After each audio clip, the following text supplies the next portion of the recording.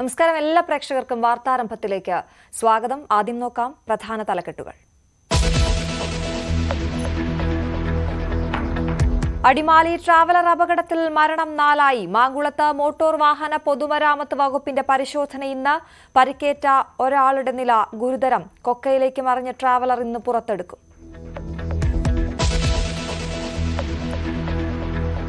തമിഴ്നാടിനെതിരായ വിദ്വേഷ പരാമർശത്തിൽ മാപ്പ് പറഞ്ഞ് കേന്ദ്രമന്ത്രി ശോഭ കരന്തലജെ. തമിഴ്നാട്ടുകാരെ മൊത്തത്തിൽ ഉദ്ദേശിച്ചിട്ടില്ലെന്ന് കരന്തലജെ. കേരളത്തെക്കുറിച്ചുള്ള പരാമർശം പിൻവലിച്ചില്ല.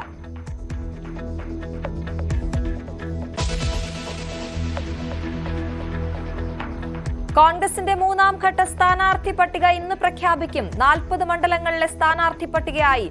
പശ്ചിമബംഗാളിൽ ഇടത് പാർട്ടികളും കോൺഗ്രസും സഖ്യമായി മത്സരിക്കാൻ ധാരണ. വരുൺ ഗാന്ധിയെ മത്സരിപ്പിക്കാനുള്ള സാധ്യത തുറന്നിട്ട് സമാജ്വാദി പാർട്ടി.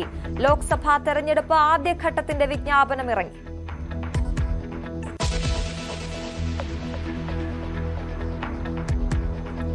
കേരളത്തിൽ കനത്ത ചൂടിലും പ്രചാരണം ശക്തമാക്കി മുന്നണികൾ. തെരഞ്ഞെടുപ്പിനായി ഇനി 37 നാൾ. വികസനവും വിലക്കയറ്റവും ചർച്ചയാക്കി ജനങ്ങൾ.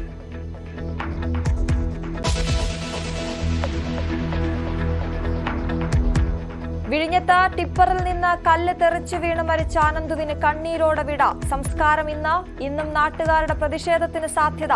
കളക്ടർ യോഗം വിളിച്ചു.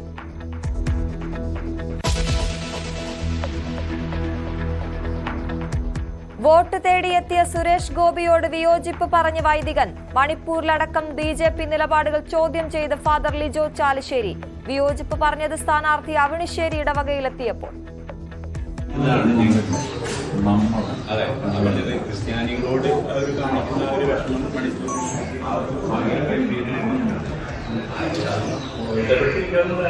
ശക്തമായിട്ട്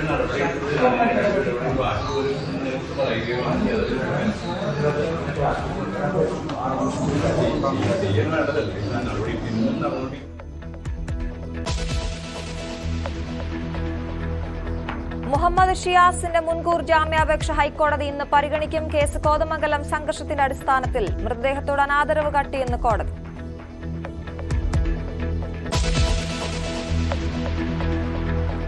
വിശദമായ വാർത്തകളിലേക്ക് പോകുമ്പോൾ, പ്രതിഷേധം കനത്തതോടെ തമിഴ്നാടിനെതിരായ വിദ്വേഷ പരാമർശത്തിൽ മാപ്പ് പറഞ്ഞിരിക്കുകയാണ് കേന്ദ്രമന്ത്രി ശോഭ കരന്തലജെ.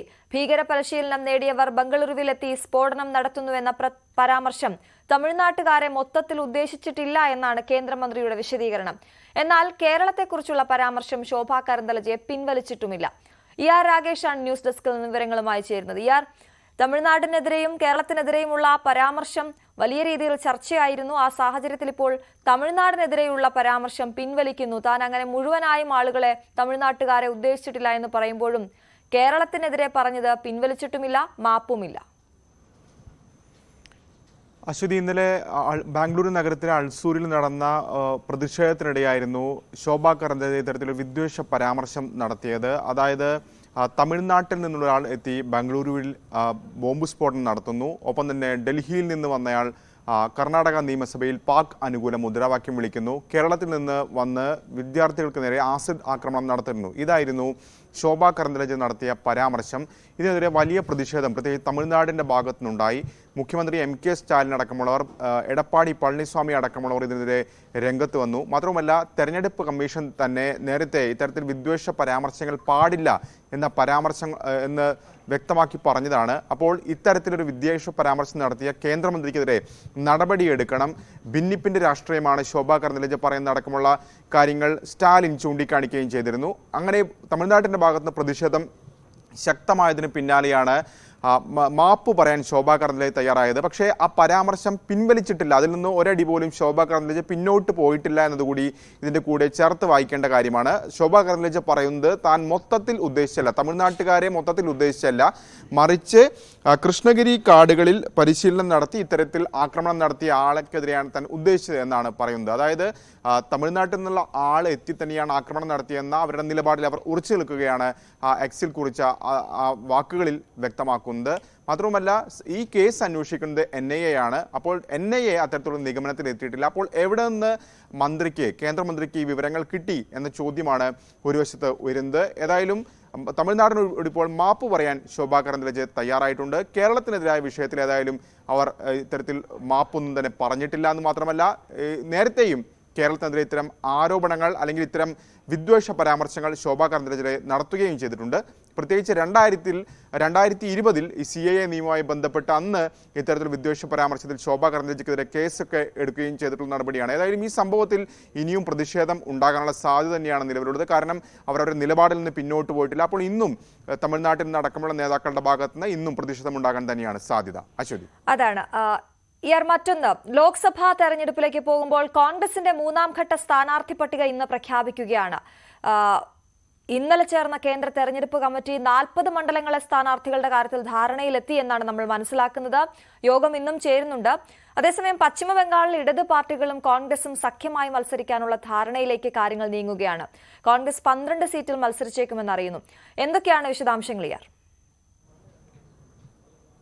അശ്വതി, ഏതായാലും കോൺഗ്രസിന്റെ കേന്ദ്ര തെരഞ്ഞെടുപ്പ് കമ്മിറ്റി ഇന്നും യോഗം ചേരുന്നുണ്ട്. ഇന്നലെ ചേർന്ന യോഗത്തിൽ ഏതാണ്ട് 40 മണ്ഡലങ്ങളുടെ കാര്യത്തിലാണ് തീരുമാനമായത്. പ്രധാനമായും തെലങ്കാന, ഒപ്പം തന്നെ കർണാടക തുടങ്ങിയ സംസ്ഥാനങ്ങളുടെ സീറ്റുകളുടെ കാര്യത്തിലാണ് ധാരണയിലെത്തിയിട്ടുള്ളത്. പക്ഷേ അമേഠി, ഒപ്പം തന്നെ റായ്ബറേലി കോൺഗ്രസിന്റെ പരമ്പരാഗതമായി ശക്തി കേന്ദ്രങ്ങളാണ്. ഇതിൽ അമേഠി കഴിഞ്ഞ തവണ നഷ്ടപ്പെട്ടു, രാഹുൽ ഗാന്ധി പരാജയപ്പെട്ടു.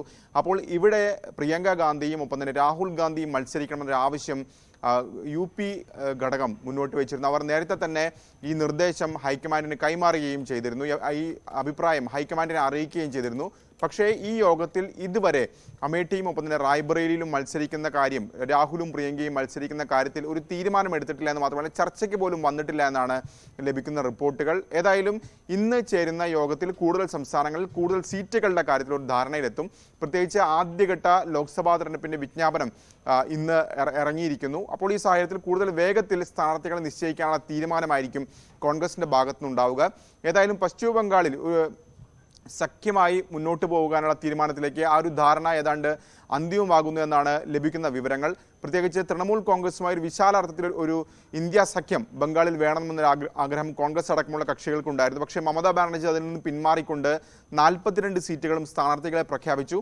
ഈ ഒരു ഘട്ടത്തിലാണ് ഇപ്പോൾ ഏതായാലും കോൺഗ്രസും ഒപ്പം തന്നെ CPM അടക്കമുള്ള പാർട്ടികളുമായി സഖ്യത്തിലേക്ക് എത്തിച്ചേരുന്നത്.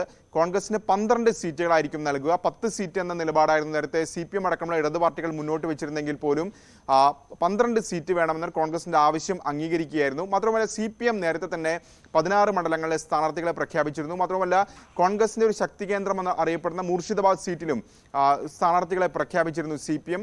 പക്ഷേ അതിനോട് വിയോജിപ്പില്ല എന്നൊരു നിലപാടിലേക്ക് കോൺഗ്രസ് എത്തിച്ചേർന്നിട്ടുണ്ട്. പകരം പുരിലിയും ഒപ്പം തന്നെ റായ്ഗഞ്ച് തരാം എന്നാണ് CPM അറിയിച്ചിട്ടുള്ളത്. അത് കോൺഗ്രസ് അംഗീകരിക്കുന്ന നിലപാടിലേക്കാണ് എത്തിയിട്ടുള്ളത്.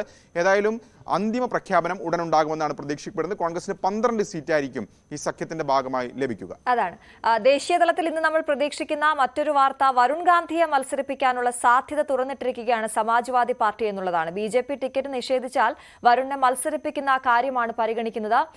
ഇത്തരത്തിൽ SP ടിക്കറ്റിൽ വരുൺ ഗാന്ധി മത്സരിക്കുമെന്ന് പ്രതീക്ഷിക്കാറായോ, അല്ലെങ്കിൽ അതിനൊരു ഉറപ്പ് എന്ന് പറയാൻ സമയമായോ?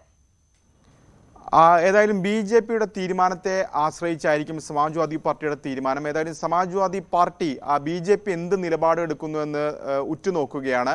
കാരണം പിലിഭത്ത് നിലവിൽ വരുൺ ഗാന്ധിയുടെ സിറ്റിംഗ് സീറ്റാണ്. മാത്രവുമല്ല പിലിഭത്ത് അടക്കമുള്ള 8 മണ്ഡലങ്ങളിൽ ആദ്യഘട്ടത്തിലാണ് വോട്ടെടുപ്പ്. അതായത് ആദ്യഘട്ടത്തിൽ വോട്ടെടുപ്പ് എന്ന് പറയുമ്പോൾ നാമനിർദ്ദേശ പത്രിക സമർപ്പിക്കാനുള്ള ഇനി ഒരാഴ്ച മാത്രമാണ് ബാക്കിയുള്ളത്. അപ്പോൾ BJPയുടെ തീരുമാനം ഏതായാലും ഉടനടി വരാനിരിക്കുന്നു. അതിനെ ആശ്രയിച്ചായിരിക്കും ഏതായാലും സമാജ്വാദി പാർട്ടിയുടെ തീരുമാനം. വരുൺ ഗാന്ധിയും മേനക ഗാന്ധിയും കോൺഗ്രസിലെ ഗാന്ധി കുടുംബത്തിനുള്ള BJPയുടെ ബദലായിരുന്നു എല്ലാ കാലത്തും ഈ 2 നേതാക്കളും. പക്ഷേ സമീപകാലത്ത് വരുൺ ഗാന്ധിയോട് തീരെ മമതയില്ല BJPക്ക്. മാത്രവുമല്ല വലിയ വിയോജിപ്പ് വരുൺ ഗാന്ധി പല ഘട്ടങ്ങളിലും പ്രകടിപ്പിക്കുകയും ചെയ്തിട്ടുണ്ട്. അതായത് BJPയുടെ മുതിർന്ന നേതാക്കൾ എടുക്കുന്ന അല്ലെങ്കിൽ BJPയുടെ MP മാരെടുക്കുന്ന നിലപാടിന് വിരുദ്ധമായൊരു നിലപാട് വരുൺ ഗാന്ധി പല വിഷയങ്ങളിലും സ്വീകരിക്കുന്നത്. സർക്കാരിനെതിരെ പ്രത്യേകിച്ച് കർഷക സമരം അടക്കമുള്ള വിഷയങ്ങൾ, ലഖിംപൂർ ഖേരി അടക്കമുള്ള വിഷയങ്ങളിലൊക്കെ വരുൺ ഗാന്ധി സർക്കാരിനെതിരായ നിലപാട് സ്വീകരിക്കുന്നത്. കേന്ദ്രത്തിനെതിരെ മാത്രമല്ല UPയിലെ യോഗി ആദിത്യനാഥ് സർക്കാരിനെതിരെയും അത്തരമൊരു നിലപാട് സ്വീകരിച്ചിരുന്നു. മാത്രമല്ല 2ാം മോദി സർക്കാർ വന്നപ്പോൾ മേനക ഗാന്ധിക്ക് മന്ത്രി പദവി ലഭിച്ചില്ല. ഒരുപക്ഷെ സ്പീക്കർ പദവിയിലേക്ക് പരിഗണിക്കപ്പെടുമെന്നൊക്കെ റിപ്പോർട്ടുകൾ ഉണ്ടായിരുന്നെങ്കിൽ പോലും അതും ഉണ്ടായില്ല. അപ്പോൾ BJP കേന്ദ്ര നേതൃത്വത്തിന് വലിയ വിയോജിപ്പുണ്ട് ഈ നേതാക്കളിൽ. ഇപ്പോൾ ഒടുവിൽ ലഭിക്കുന്ന വിവരമനുസരിച്ച് സുൽത്താൻപൂർ സീറ്റ് മേനകാഗാന്ധിക്ക് നൽകിയേക്കും. പക്ഷേ പിലിഭത്തിൽ നിന്ന് വീണ്ടും വരുൺ ഗാന്ധിക്ക് സീറ്റ് നൽകില്ല എന്നുള്ളതാണ്. അപ്പോൾ വരുൺ ഗാന്ധി എന്ത് നിലപാടെടുക്കുന്നു? സമാജ്വാദി പാർട്ടിയിലേക്ക് വരികയാണെങ്കിൽ അത് സ്വീകരിക്കാൻ അവർ തയ്യാറാണ്. അഖിലേഷ് യാദവിന്റെ പ്രതികരണം പോലും അതാണ്.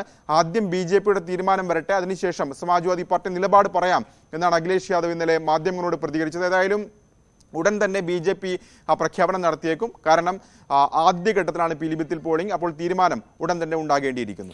ശരി, അതാണ് ദേശീയ തലത്തിൽ നമ്മൾ ഇന്ന് പ്രതീക്ഷിക്കുന്ന വാർത്തകളുടെ വളരെ വിശദമായാണ് അത് രാകേഷാണ് വിവരങ്ങൾ നൽകിയത് ന്യൂസ് ഡെസ്കിൽ നിന്നും. നമ്മൾ ഇനി കേരളത്തിലേക്ക് എത്തുമ്പോൾ ലോക്സഭാ തെരഞ്ഞെടുപ്പിന് ആദ്യഘട്ടത്തിന്റെ വിജ്ഞാപനം ഇറങ്ങിയിട്ടുണ്ട്. 102 ലോക്സഭാ സീറ്റുകളിലാണ് ആദ്യഘട്ടത്തിൽ വിധി എഴുതുക. പത്രിക സമർപ്പിക്കേണ്ട അവസാന തീയതി മാർച്ച് 27-നാണ്. സൂക്ഷ്മ പരിശോധന മാർച്ച് 28-ന് നടക്കും.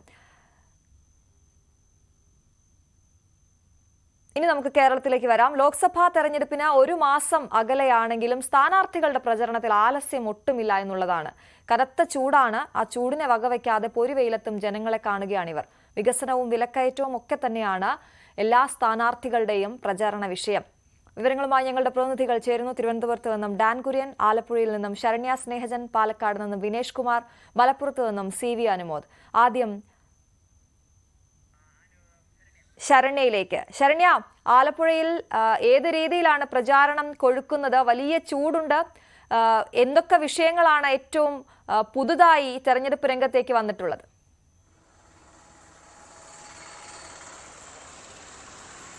അശ്വതി, ആലപ്പുഴയിൽ വലിയ ചൂടാണ്. അതിനേക്കാൾ വലിയ ചൂട് തെരഞ്ഞെടുപ്പ് രംഗത്തുണ്ട് എന്ന് തന്നെ പറയാം. പ്രത്യേകിച്ച് നമുക്കറിയാം KC വേണുഗോപാലിന്റെ ഒക്കെ ഒരു മത്സരം, അദ്ദേഹത്തിന്റെയൊക്കെ ഒരു സ്ഥാനാർത്ഥിത്വം വന്നതോടുകൂടി ആലപ്പുഴ ഇന്ത്യയിൽ തന്നെ ശ്രദ്ധിക്കപ്പെടുന്ന മണ്ഡലങ്ങളിൽ ഒന്നായി മാറിയിരിക്കുന്നു എന്നുള്ളതാണ്. എല്ലാ മുന്നണികളും വലിയ ആത്മവിശ്വാസത്തോടെ മുന്നോട്ട് പോകുന്നു എന്നുള്ളതാണ് ആലപ്പുഴയെ സംബന്ധിച്ച് ശ്രദ്ധേയമായ കാര്യം. അതിനകത്ത് NDA ശോഭാ സുരേന്ദ്രനെയും ഒപ്പം തന്നെ LDF സിറ്റിംഗ് MP AM ആരിഫിനെയും ഇറക്കി തന്നെയാണ് ആ തിരഞ്ഞെടുപ്പിനെ അതിജീവിക്കാനായി തയ്യാറെടുക്കുന്നത്. ഒപ്പം തന്നെ KC വേണുഗോപാൽ എത്തിയതോടെ കോൺഗ്രസ് ക്യാമ്പുകളിലും വലിയ ആവേശം ഉണ്ടാക്കുന്നു എന്നുള്ളതാണ്.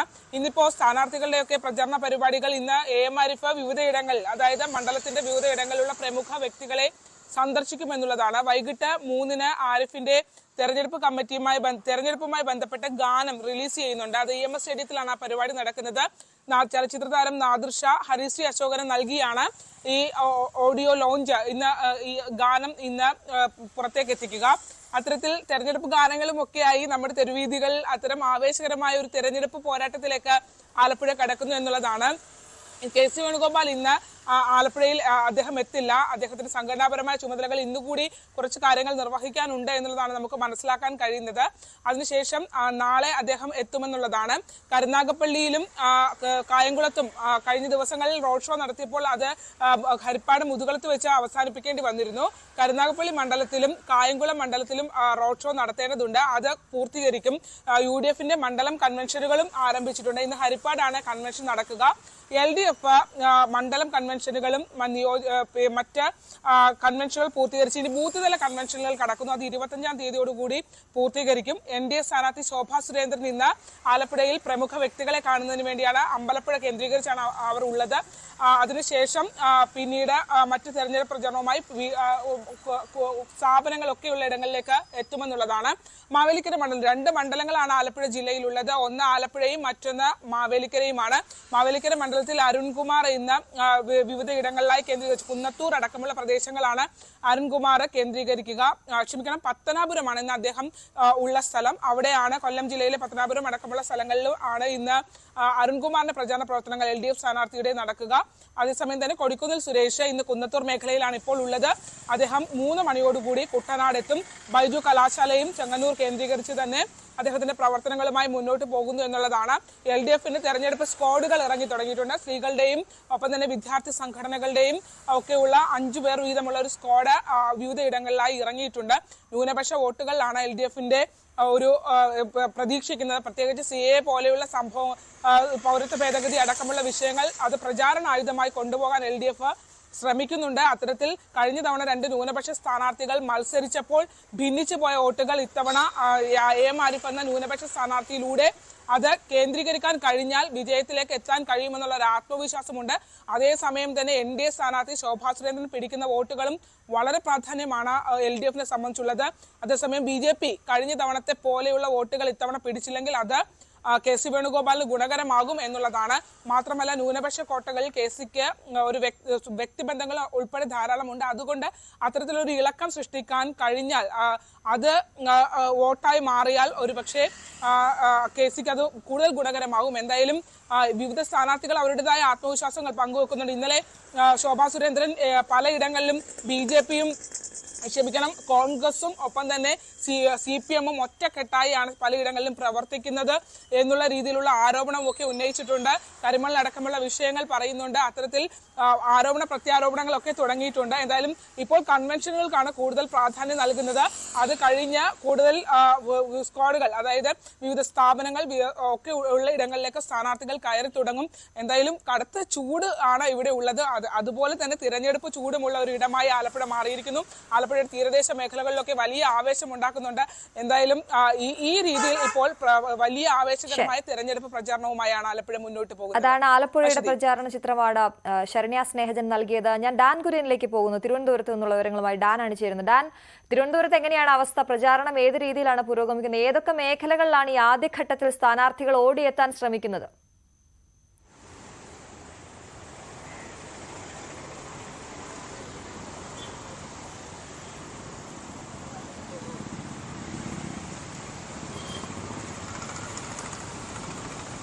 ഡാൻ, കേൾക്കാമോ? ഏതൊക്കെ മേഖലകളിലേക്കാണ് ഇന്ന് സ്ഥാനാർത്ഥികൾ എത്തുന്നത് എന്നായിരുന്നു എന്റെ ചോദ്യം. അശ്വതി, ഇന്ന് ശശി തരൂർ നെയ്യാറ്റിൻകര മേഖല കേന്ദ്രീകരിച്ചുകൊണ്ടാണ് പ്രചാരണം നടത്തിക്കൊണ്ടിരിക്കുന്നത്. രാവിലെ മുതൽ തന്നെ നെയ്യാറ്റിൻകരയിലാണ് വിവിധ പ്രദേശങ്ങളിൽ ദേവാലയങ്ങൾ, അതോടൊപ്പം തന്നെ പൗരപ്രമുഖർ, അതോടൊപ്പം തന്നെ വിവിധ സംഘടനകൾ, സംഘടനകളുടെ പ്രതിനിധികൾ തുടങ്ങിയവരുമൊക്കെ ആയിട്ട് അദ്ദേഹം കൂടിക്കാഴ്ച നടത്തും.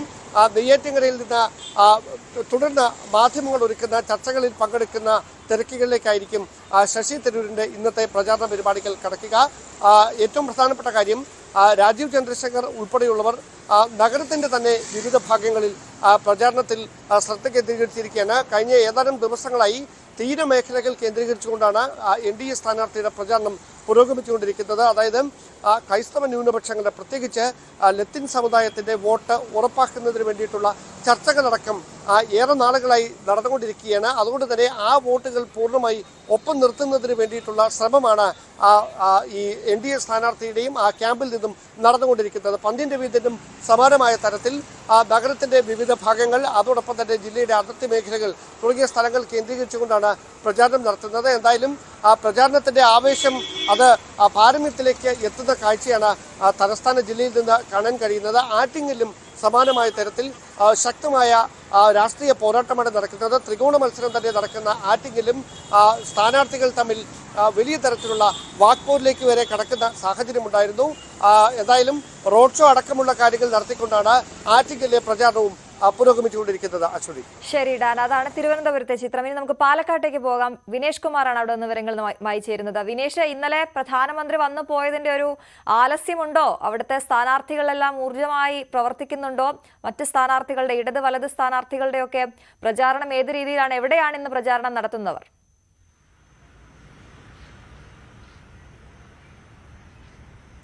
അശ്വതി, 40 ഡിഗ്രിയോളം ചൂടാണ് ഇപ്പോൾ പാലക്കാട് അനുഭവപ്പെടുന്നത്. കഴിഞ്ഞ ദിവസം 39.26 ആയിരുന്നു. അതിന് തൊട്ടു മുമ്പ് 39.75 ആയിരുന്നു. നമുക്കറിയാം, അത്രയും വലിയ ചൂട് അനുഭവപ്പെടുന്നതിനിടയിലും സ്ഥാനാർത്ഥികളെല്ലാം തന്നെ സജീവമായി രാവിലെ തന്നെ ഇറങ്ങും. എല്ലാ കേന്ദ്രങ്ങളിലും കൃത്യമായി തന്നെ അവരെത്തുന്നുണ്ട്. ആദ്യഘട്ട പ്രചാരണം ഏറെക്കുറെ പൂർത്തിയായിരിക്കുകയാണ് LDF സ്ഥാനാർത്ഥി.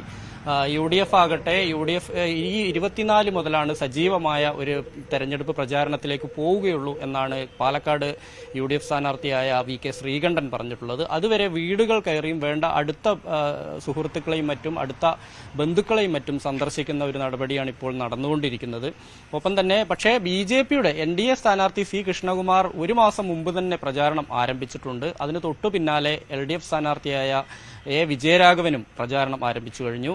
എന്തായാലും അവർ ബഹുദൂരം പ്രചാരണ രംഗത്ത് അവർ ബഹുദൂരം മുന്നിലാണ്. പക്ഷേ VK ശ്രീകണ്ഠൻ കൃത്യമായ ചില പോക്കറ്റുകൾ, തനിക്ക് സ്വാധീനമുള്ള സ്ഥലങ്ങൾ, ഇവിടെ പേഴ്സണൽ സന്ദർശനം നടത്തുകയും ഇവരുടെ വോട്ട് ഉറപ്പിക്കാനുള്ള ഒരു തത്രപ്പാടിലാണ്. എന്തായാലും VK ശ്രീകണ്ഠന്റെ കാടിളക്കിയുള്ള ഒരു പ്രചാരണം ആരംഭിച്ചിട്ടില്ല. അത് അടുത്ത ദിവസങ്ങൾ 24 ആരംഭിക്കും എന്നാണ് പറഞ്ഞിട്ടുള്ളത്. എന്തായാലും ഇന്ന് ശ്രീകണ്ഠൻ ഇവിടെയുണ്ട്, പാലക്കാട് നഗരത്തിലുണ്ട്. ഇന്ന് ചില മരിച്ച വീടുകളിലും മറ്റും സന്ദർശനം നടത്തും എന്നാണ് പറയുന്നത്. അതേസമയം LDF സ്ഥാനാർത്ഥിയായ A. വിജയരാഘവൻ ഇന്ന് കോങ്ങാട് നിയമസഭാ മണ്ഡലത്തിലാണ് പ്രചാരണം നടത്തുന്നത്. പല്ലശ്ശനയിലും അതുപോലെ തന്നെ മറ്റ് കേരളശ്ശേരി ഉൾപ്പെടെയുള്ള സ്ഥലങ്ങളിലാണ് ഇന്ന് പ്രചാരണം നടത്തുക. BJP NDA സ്ഥാനാർത്ഥി ഇന്ന് നഗരത്തിന്റെ ചില ഭാഗങ്ങൾ, നഗരത്തിലുള്ള പാലക്കാട് മണ്ഡലത്തിലെ ചില ഭാഗങ്ങളിലാണ് സന്ദർശനം നടത്തുന്നത്. ഒപ്പം തന്നെ ആലത്തൂരാണ് മറ്റൊന്ന്. ആലത്തൂർ നമുക്കറിയാം, മന്ത്രിയാണ് അവിടെ LDFന്റെ സ്ഥാനാർത്ഥി, മന്ത്രി K. രാധാകൃഷ്ണൻ ഇന്നവിടെ പ്രചാരണം നടത്തുന്നുണ്ട്. ചിറ്റൂരാണ് അദ്ദേഹം. ചിറ്റൂർ മണ്ഡലത്തിന്റെ ചില ഭാഗങ്ങളിലും മറ്റും അദ്ദേഹം പ്രചാരണം നടത്തി വരുന്നുണ്ട്. രാവിലെ മുതൽ തന്നെ മന്ത്രിയുടെ പ്രചാരണം ആരംഭിച്ചു. അവിടെയും ചില രാഷ്ട്രീയ പരിപാടികളും മറ്റുമുണ്ട്. അതിലെല്ലാം തന്നെ അദ്ദേഹം പങ്കെടുക്കുന്നുണ്ട്. മറ്റൊന്ന് രമ്യ ഹരിദാസ് ആണ്. രമ്യ ഹരിദാസ് ഇന്ന് തൃശൂർ ജില്ലയിലാണ്. നമുക്കറിയാം ആലത്തൂർ മണ്ഡലത്തിന്റെ 3 നിയമസഭാ മണ്ഡലങ്ങളും ഉള്ളത് തൃശൂർ ജില്ലയിലാണ്. ഇന്ന് ചേലക്കര ഭാഗത്താണ് രമ്യ ഹരിദാസ് പ്രചാരണം നടത്തിക്കൊണ്ടിരിക്കുന്നത്. ഇവിടെ എന്തായാലും അടുത്ത ഈ 3 മണ്ഡലം കവർ ചെയ്തതിന് ശേഷമായിരിക്കും ഇവർ പാലക്കാട് ജില്ലയിലേക്ക് വരിക എന്നാണ് ഇപ്പോൾ നമുക്ക് അറിയാൻ കഴിയുന്നത്. എന്തായാലും ഇവിടെ പാലക്കാടിന്റെ ഒരു അവസ്ഥ വെച്ച് നോക്കുമ്പോൾ നമുക്കറിയാം, ഇവിടെ ഇഞ്ചോടിഞ്ച് പോരാട്ടമാണ് നടക്കുന്നത് എന്നുള്ള കാര്യത്തിൽ സംശയമില്ല. ത്രികോണ മത്സരം തന്നെയാണ് യഥാർത്ഥത്തിൽ ഇവിടെ നടക്കുന്നത്. കഴിഞ്ഞ തവണ, അതായത് LDFന് വലിയ സ്വാധീനമുള്ള ഒരു മണ്ഡലമായിട്ട് പോലും കഴിഞ്ഞ തവണ VK ശ്രീകണ്ഠനാണ് ഇവിടെ വിജയക്കൊടി പാറിച്ചത്. എന്നാൽ ഇത്തവണ ഈ മണ്ഡലം തിരിച്ചുപിടിക്കാനുള്ള ഒരു തീവ്ര ശ്രമത്തിൽ തന്നെയാണ് LDF സ്ഥാനാർത്ഥി. അതുകൊണ്ട് തന്നെയാണ് പോളിറ്റ് ബ്യൂറോ അംഗമായ A. വിജയരാഘവനെ തന്നെ ഇറക്കിയിട്ടുള്ളത്. എന്തായാലും VK ശ്രീകണ്ഠൻ ഇവിടെ പരിചിതനാണ്, ജനകീയനാണ്. കഴിഞ്ഞ 5 വർഷക്കാലം അദ്ദേഹത്തിന്റെ പ്രവർത്തനങ്ങൾ തന്നെ ചൂണ്ടിക്കാണിച്ചുകൊണ്ടാണ് അദ്ദേഹം വോട്ട് തേടുന്നത്. പക്ഷേ ഇടതു സർക്കാരിന്റെ ക്ഷേമ പ്രവർത്തനങ്ങൾ ഉൾപ്പെടെയുള്ള കാര്യങ്ങൾ ചൂണ്ടിക്കാണിച്ചുകൊണ്ടാണ് A. വിജയരാഘവൻ, ഒപ്പം തന്നെ ഈ കേന്ദ്രത്തിന്റെ ജനവിരുദ്ധ നയം, കേരളത്തോടുള്ള പ്രതികാര മനോഭാവം, ഇത്തരത്തിലുള്ള കാര്യങ്ങൾ ചൂണ്ടിക്കാണിച്ചുകൊണ്ട് തന്നെയാണ് പ്രധാനമായും A. വിജയരാഘവൻ വോട്ട് തേടുന്നത്. BJP ആകട്ടെ കഴിഞ്ഞ കാലങ്ങളിൽ കേന്ദ്ര സർക്കാർ, കഴിഞ്ഞ 5 വർഷക്കാലം കേന്ദ്ര സർക്കാർ കേരളത്തിന് ചെയ്തിരിക്കുന്ന നേട്ടങ്ങളും പാലക്കാടിന് ലഭിച്ചിരിക്കുന്ന പദ്ധതികളും ചൂണ്ടിക്കാണിച്ചുകൊണ്ട് തന്നെയാണ് വോട്ട് തേടുന്നത്. ആലത്തൂരിൽ ശക്തമായ പോരാട്ടമാണ്. കാരണം ഇടതു കോട്ട എന്നറിയപ്പെടുന്ന സ്ഥലത്ത് കഴിഞ്ഞ തവണയാണ് രമ്യ ഹരിദാസ് ജയിക്കുന്നത്. അതുകൊണ്ട് തന്നെ അത് തിരിച്ചുപിടിക്കാൻ ഒരു മന്ത്രി ഇറക്കിയിട്ടാണെങ്കിലും അത് തിരിച്ചുപിടിക്കുക എന്നുള്ളൊരു ലക്ഷ്യം ആയിരുന്നു CPMന്റേത്. അതുകൊണ്ടാണ് K. രാധാകൃഷ്ണൻ മന്ത്രിയായിരിക്കും ഇവിടെ പ്രചാരണത്തിനിറങ്ങുന്നത്. നമുക്കറിയാം, കേരള ചരിത്രം പരിശോധിച്ചു കഴിഞ്ഞാൽ 1972 CH മുഹമ്മദ് കോയയും 1998 AC ഷൺമുഖദാസും കഴിഞ്ഞതിന് ശേഷം ആദ്യമായിട്ടാണ് ഒരു മന്ത്രി ലോക്സഭാ തെരഞ്ഞെടുപ്പിൽ ജനവിധി തേടുന്നത് എന്നുള്ള ഒരു പ്രത്യേകത കൂടി നമുക്ക് ആലത്തൂർ മണ്ഡലത്തിലുണ്ട്. എന്തായാലും മത്സരം ചൂടുപിടിച്ചിരിക്കുന്നു. ഒപ്പം തന്നെ പാലക്കാട് ചൂടിനും കാഠിന്യം വർദ്ധിച്ചു വരികയാണ്. ശരി, S. ദിനേഷ് കുമാറാണ് വിവരങ്ങൾ നൽകിയത്. നമുക്കിനി മലപ്പുറത്തേക്ക് പോകാം. CV അനുമോദ് ചേരുന്നു. അനുമോദ്, 1 ചൂട്, 2 നോമ്പുകാലമാണ്. എങ്ങനെ പുരോഗമിക്കുന്നു അവിടെ സ്ഥാനാർത്ഥികളുടെ പര്യടനം? ആദ്യഘട്ടമാണ്. എവിടേക്കൊക്കെയാണ് ഓടിയെത്തുന്നത് സ്ഥാനാർത്ഥികൾ?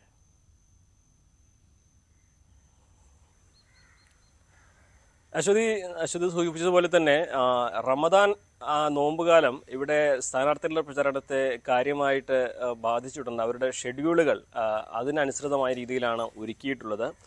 ഇന്നിപ്പോൾ മലപ്പുറം മണ്ഡലത്തിൽ LDFന്റെയും UDFന്റെയും സ്ഥാനാർത്ഥികളുടെ പ്രചരണം മഞ്ചേരിയിലാണ് UDF സ്ഥാനാർത്ഥിയായ E.T. മുഹമ്മദ് ബഷീർ ഉള്ളത്. അതുപോലെ തന്നെ LDF സ്ഥാനാർത്ഥി പെരിന്തൽമണ്ണയിലാണ്. ഇവിടെ നമ്മൾ കഴിഞ്ഞ ദിവസം കണ്ടതുപോലെ രാവിലെ ഒരു 10 മണി വരെ സ്ഥാനാർത്ഥികൾ വോട്ടേഴ്സിനെ കാണുന്നു. അതിനുശേഷം ഇൻഡോർ മീറ്റിങ്ങുകളും സൗഹൃദ സദസ്സുകൾ, രാഷ്ട്രീയ ചർച്ചകൾ, അതുപോലെ തന്നെ കാൻഡിഡേറ്റ്സ് നേരിട്ട് ജനങ്ങളെ ഫോണിൽ വിളിച്ച് വോട്ടഭ്യർത്ഥിക്കുക, തരത്തിലുള്ള പരിപാടികളാണ് ഇവിടെ പ്രധാനമായിട്ടും ഇപ്പോൾ UDFന്റെ ഭാഗത്തു നിന്നും ഉണ്ടാകുന്നത്. ഈ വാഹനപ്രചാരണവും കുത്തിയുള്ള വലിയ ജാഥയും സമ്മേളനങ്ങളൊക്കെ മിക്കവാറും ഏപ്രിൽ 10 ശേഷം മാത്രമേ മലപ്പുറം, പൊന്നാനി മണ്ഡലങ്ങളിൽ ഉണ്ടാകൂ എന്ന വിവരമാണ് നമുക്ക് അവരുടെ ക്യാബിൽ നിന്ന് ലഭിക്കുന്നത്. ഒന്നാമത്തെ കാരണം അതിൻ്റെ ഈ ഒരു സമയം ഒരുപാടുണ്ട്. മാത്രമല്ല റമദാൻ കാലമായതുകൊണ്ട് തന്നെ പകൽ ഇത്രയും വലിയ ആഘോഷമായിട്ട് ഈ ഒരു ക്യാമ്പയിൻ നടത്തുന്നതിൽ UDF മുന്നണി സ്ഥാനാർത്ഥികൾ അല്പം ബുദ്ധിമുട്ടുകളുണ്ട്. അത് നമുക്കറിയാം, അതിൻ്റെ ഒരു സാഹചര്യം. അത്തരത്തിലാണ് UDFന്റെ പ്രചാരണം. കൃത്യമായ രാഷ്ട്രീയ സദസ്സുകൾ സംഘടിപ്പിച്ച് ഇൻഡോർ മീറ്റിങ്ങുകൾ, സൗഹൃദ സദസ്സുകൾ, അതുപോലെ തന്നെ ഗൃഹസന്ദർശനങ്ങൾ, പ്രമുഖ വ്യക്തികളെ പോയി കാണുക, ഇത്തരത്തിലാണ് ഇവിടെ പ്രചാരണം പുരോഗമിക്കുന്നത്. മലപ്പുറത്ത് പക്ഷേ ഇന്ന് മറ്റൊരു പ്രധാനപ്പെട്ട കാര്യം കൂടിയുണ്ട്. NDA സ്ഥാനാർത്ഥിയുടെ മീറ്റ് ദി പ്രസ് മലപ്പുറത്ത് നടക്കുന്നുണ്ട്. കഴിഞ്ഞ ദിവസം അദ്ദേഹത്തെ മോദിയുടെ റോഡ് ഷോയിൽ വാഹനത്തിൽ കയറ്റിയില്ല എന്ന ആക്ഷേപം അത് വലിയ ഒരു പ്രചരണായുധമാക്കിയിട്ട് തന്നെ NDAക്കെതിരെ മുന്നണികൾ ഉപയോഗിക്കുന്ന ഒരു സാഹചര്യമുണ്ട്. അത് സലാമിനോട് വേർതിരിവ് കാണിച്ചത് പലതരത്തിൽ ഉള്ള കാരണം കൊണ്ടാണ് എന്നെല്ലാം പറഞ്ഞ് നേതാക്കൾ തന്നെ സാമൂഹ്യ മാധ്യമങ്ങളിൽ പ്രചരണം നടത്തുന്നുണ്ട്. അദ്ദേഹം ഇന്നലെ തന്നെ അതിനൊരു മറുപടി നൽകിയതാണ്. അതായത് മോദിയുടെ റോഡ് ഷോയിൽ പങ്കെടുക്കാത്തതിൻ്റെ കാരണം പൊന്നാനിയിലെ ഒരു ഭാഗം പാലക്കാട് ജില്ലയിലാണുള്ളത്. ആ ജില്ലയിലെ സ്ഥാനാർത്ഥികൾ മാത്രം മതി. അതുപോലെ തന്നെ SPGയുടെ നിർദ്ദേശവും 3 പേർ മാത്രം കയറിയാൽ മതി എന്നുള്ളതായിരുന്നു. അതായത് തന്നെ മനഃപൂർവ്വം ഒഴിവാക്കിയതല്ല എന്നൊരു വിശദീകരണം സലാം നൽകുന്നുണ്ടെങ്കിൽ പോലും ഈ ഒരു വിഷയം NDAക്കെതിരെ പലതരത്തിൽ വിമർശനങ്ങളായിട്ട് ഉയരുന്നുണ്ട്. ഇന്ന് മീറ്റ് ദി പ്രസ്സിൽ ഒരുപക്ഷെ സലാം അതിൻ്റെ ഒരു മറുപടി വിശദീകരണം കുറെ കൂടി നൽകുമെന്നൊരു കണക്കുകൂട്ടൽ ഉണ്ട്. പൊന്നാനിയിലും തകൃതിയായിട്ട് തന്നെയാണ് പ്രചരണം നടക്കുന്നത്. LDFൻ്റെ കൃത്യമായ പോക്കറ്റുകളിലായിട്ടാണ് അവരുടെ പ്രചരണം. ഒരു വാഹനങ്ങളിൽ വലിയ ആഘോഷമായിട്ടുള്ള പ്രചരണം എവിടെയും തുടങ്ങിയിട്ടില്ല. പക്ഷേ ഇൻഡോർ മീറ്റിങ്ങുകളും നേരത്തെ സൂചിപ്പിച്ചതുപോലെ തന്നെ സൗഹൃദ സദസ്സുകളും അങ്ങനെ ഇഫ്താർ സംഗമങ്ങളൊക്കെ ആയിട്ടാണ് ഇപ്പോഴത്തെ പ്രചരണങ്ങൾ പുരോഗമിക്കുന്നത്. എന്താണെങ്കിലും ഈ റമദാൻ അതിൻ്റെ അവസാന പാദത്തിലേക്ക് എത്തുമ്പോഴായിരിക്കും ഒരുപക്ഷെ പ്രചരണത്തിൻ്റെ അടുത്ത തലത്തിലേക്ക് ഇവിടെ എത്തുക. ഇപ്പോൾ തന്നെ സ്ഥാനാർത്ഥികളൊക്കെ മണ്ഡലങ്ങളിൽ ഓരോ റൗണ്ട് പര്യടനം പൂർത്തിയാക്കി കഴിഞ്ഞിരിക്കുന്നു. മാത്രമല്ല സമയം മുൻപിലുണ്ട് എന്നത് ഇവരെ സംബന്ധിച്ച് പ്രചരണത്തിനേറെ ഗുണകരമാവുന്ന ഒരു കാര്യമായിട്ട് തന്നെയാണ് സ്ഥാനാർത്ഥികൾ വിലയിരുത്തുന്നതും. എന്താണെങ്കിലും മലപ്പുറത്തും പൊന്നാനിയിലും UDF സ്ഥാനാർത്ഥികൾ സൗഹൃദ സന്ദർശനങ്ങളും രാഷ്ട്രീയ ഇൻഡോർ മീറ്റിങ്ങുകളും അതുപോലെ തന്നെ സുഹൃത്ത് സംഗമങ്ങളും ഫോൺ വഴിയുള്ള പ്രചാരണമൊക്കെ ആയിട്ടാണ് അവരുടെ പ്രചാരണം മുന്നോട്ട് കൊണ്ടുപോകുന്നത്. LDF സ്ഥാനാർത്ഥിയും ഇൻഡോർ മീറ്റിങ്ങുകളല്ല, കൃത്യമായ ഇടങ്ങളിൽ ചെറിയ യോഗങ്ങൾ വിളിച്ച് അവിടെ എത്തി കാര്യങ്ങൾ വിശദീകരിച്ച് അത്തരത്തിലുള്ളൊരു ശൈലിയാണ് LDFന് ഉള്ളത്. ശരി അനുമോദ്, എന്തായാലും അതാണ് മലപ്പുറത്തെയും പൊന്നാനിയിലെയും ചിത്രം. എന്ത് തന്നെയായാലും ഓരോ ദിവസവും നേതാക്കളുടെ ഭാഗത്തു നിന്നുണ്ടാകുന്ന, അണികളുടെ ഭാഗത്തു നിന്നുണ്ടാകുന്ന ഓരോ സംഭവങ്ങളും വാക്കുകളും എല്ലാം തെരഞ്ഞെടുപ്പിൽ വലിയ ചർച്ചയാകും. ഓരോ ദിവസവും പുതിയ പുതിയ കാര്യങ്ങൾ ചർച്ചയാകുന്ന ഓരോ മണ്ഡലത്തിലും എന്നുള്ളതാണ്. വോട്ട് തേടിയെത്തിയ സുരേഷ് ഗോപിയോട് വിയോജിപ്പുകൾ തുറന്നു പറഞ്ഞ് വൈദികൻ ഫാദർ ലിജോ ചാലിശ്ശേരിയാണ് വിയോജിപ്പുകൾ പ്രകടിപ്പിച്ചത്. മണിപ്പൂർ വിഷയത്തിലടക്കം BJP നിലപാടുകൾ വൈദികൻ ചോദ്യം ചെയ്തു. അവണിശ്ശേരി ഇടവകയിൽ സുരേഷ് ഗോപി വോട്ട് തേടിയെത്തിയപ്പോഴായിരുന്നു സംഭവം.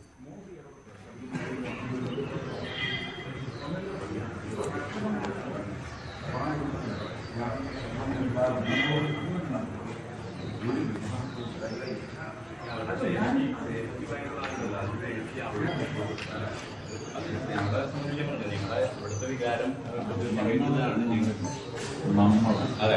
അവരുടെ ക്രിസ്ത്യാനികളോട് അവർ കാണിക്കുന്ന ഒരു വിഷമം അതാണ് സ്ഥാനാർത്ഥികൾ ഓരോ മേഖലയിലേക്കും വോട്ട് തേടി എത്തുമ്പോൾ അവരുടെ ചോദ്യങ്ങൾക്ക് കൂടി പല വിഷയങ്ങളിൽ കഴിഞ്ഞ കാലത്തുണ്ടായ പല വിഷയങ്ങളിലുണ്ടായ ചോദ്യങ്ങൾക്ക് കൂടി മറുപടി പറയേണ്ടി വരുന്നു എന്നുള്ളതിൻ്റെ ഒരു ഉദാഹരണമാണ് നമ്മളിപ്പോൾ കണ്ടത്. വിഴിഞ്ഞത്തെ കഴിഞ്ഞ ദിവസമുണ്ടായ ദാരുണമായ സംഭവം, ലോറിയിൽ നിന്നും കരിങ്കല്ല് തെറിച്ചു വീണ ഒരു യുവാവിന് ദാരുണാന്ത്യമുണ്ടായ, വിദ്യാർത്ഥിക്ക് ദാരുണാന്ത്യമുണ്ടായ ആ വാർത്തയിലേക്ക് നമുക്ക് വരേണ്ടതുണ്ട്. ഒപ്പം അടിമാലിയിലുണ്ടായ അപകടം, ട്രാവലർ കൊക്കയിലേക്ക് മറിഞ്ഞുണ്ടായ അപകടം, അതിൻ്റെ വിശദാംശങ്ങളിലേക്ക് വരാം ഒരു ചെറിയ ഇടവേളയ്ക്ക് ശേഷം.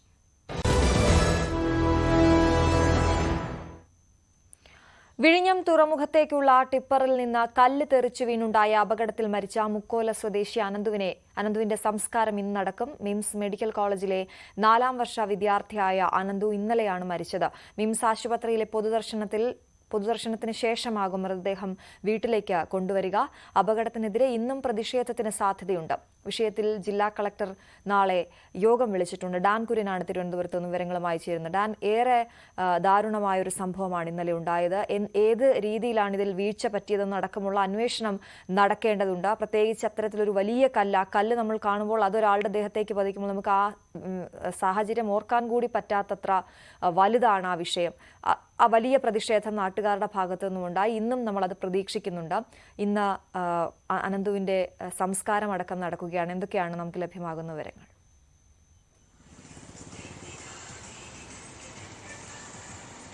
അശ്വതി, ഇന്നലെയാണ് വിഴിഞ്ഞം മുക്കോലിയിൽ വെച്ച് ഈ BDS വിദ്യാർത്ഥിയായ 4ാം വർഷ BDS വിദ്യാർത്ഥിയായ 24 വയസ്സുകാരൻ അനന്തുവിന് ലോറിയിൽ നിന്ന് കല്ല് തെറിച്ചു വീണ് ജീവൻ നഷ്ടപ്പെടുന്ന സാഹചര്യം ഉണ്ടായത്. ഇന്നലെ മുതൽ തന്നെ വലിയ പ്രതിഷേധം മേഖലയിൽ ഇതുമായി ബന്ധപ്പെട്ട് നടക്കുകയായിരുന്നു. ഇന്നലെ വിഴിഞ്ഞം തുറമുഖ കവാടത്തിലേക്ക് യുവജന സംഘടനകളുടെ നേതൃത്വത്തിൽ പ്രതിഷേധ മാർച്ച് നടന്നു. അത് പോലീസുമായിട്ടുള്ള വാക്കേറ്റത്തിലും ബലപ്രയോഗത്തിലുമൊക്കെയാണ് അവസാനിച്ചത്. പിന്നീട് പ്രതിഷേധിച്ചവരെ അവിടെ നിന്ന് അറസ്റ്റ് ചെയ്ത് നീക്കുകയായിരുന്നു. എന്തായാലും ജില്ലാ കളക്ടർ നേരിട്ടെത്തി പ്രശ്നത്തിൽ ഇടപെടണമെന്ന ആവശ്യമായിരുന്നു നാട്ടുകാരും പ്രതിഷേധിച്ചിരുന്ന സംഘടനകളുടെ പ്രതിനിധികളുമൊക്കെ മുമ്പോട്ട് വെച്ചത്. പക്ഷേ ഇന്നലെ കളക്ടർ ജെറോമിക് ജോർജ് അവിടെ എത്തിയില്ല, ഔദ്യോഗികമായ തിരക്കുകൾ മൂലം. പക്ഷേ അടുത്ത ദിവസം അദ്ദേഹം അവിടേക്ക് എത്തുമെന്ന് ഉറപ്പ് നൽകിയിട്ടുണ്ട്. എന്തായാലും ഒരു കാര്യം ഉറപ്പാണ്, ഈ അമിതഭാരം കയറ്റി വരുന്ന ലോറികളാണ് ഇത്തരത്തിൽ അപകടത്തിലേക്ക് നയിക്കുന്നത് എന്നാണ് നാട്ടുകാരുടെ ആക്ഷേപം. അതുകൊണ്ട് തന്നെ ഇത്തരത്തിൽ ഇനിയും അമിതഭാരം കയറ്റി വിഴിഞ്ഞത്തുകൂടി ഈ തുറമുഖ കവാടത്തിലേക്ക് ലോറികൾ എത്തിയാൽ ആ ലോറികൾ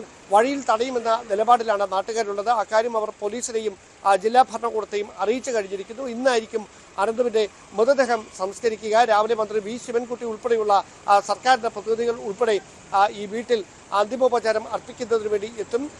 എന്തായാലും വലിയ തരത്തിലുള്ള വൈകാരികമായ പ്രതിഷേധങ്ങൾ നാട്ടുകാരുടെ ഭാഗത്തു നിന്ന് ഉണ്ടാകാനുള്ള സാധ്യത കണക്കിലെടുത്തുകൊണ്ട് പോലീസ് വലിയ സുരക്ഷ ഒരുക്കിയിട്ടുണ്ട് മുക്കോല മേഖലയിൽ. അതോടൊപ്പം തന്നെ തുറമുഖ കവാടത്തിലേക്ക് പ്രതിഷേധ പരിപാടികൾ വരാനുള്ള സാധ്യത മുന്നിൽ കണ്ടുകൊണ്ട് സുരക്ഷാ മേഖലയായ തുറമുഖ കവാടത്തിലും വലിയ സുരക്ഷയാണ് പോലീസ് സജ്ജമാക്കിയിരിക്കുന്നത്. എന്തായാലും നരഹത്യക്ക്, മനഃപൂർവ്വമല്ലാത്ത നരഹത്യക്ക് ഇതുമായി ബന്ധപ്പെട്ട ഈ ലോറി ഡ്രൈവർക്കെതിരെ കേസെടുത്തിട്ടുണ്ട് എന്നാണ് നമുക്ക് ലഭ്യമാകുന്ന വിവരം. വലിയ പ്രതിഷേധമാണ് ഈ അനന്തുവിന്റെ അപകട മരണവുമായി ബന്ധപ്പെട്ട് ലോറി ഡ്രൈവർക്കും ആ ഗ്രൂപ്പിനുമെതിരെ ഉയർന്നുകൊണ്ടിരിക്കുന്നത്. അശ്വതി, ശരി, അതാണ് ഡാൻ കുര്യൻ വിവരങ്ങൾ നൽകിയത്. എന്തായാലും വലിയ ദാരുണമായൊരു സംഭവമാണ്. പ്രത്യേകിച്ച് BDSന് പഠിച്ചുകൊണ്ടിരുന്ന ഒരു വിദ്യാർത്ഥിയാണ്.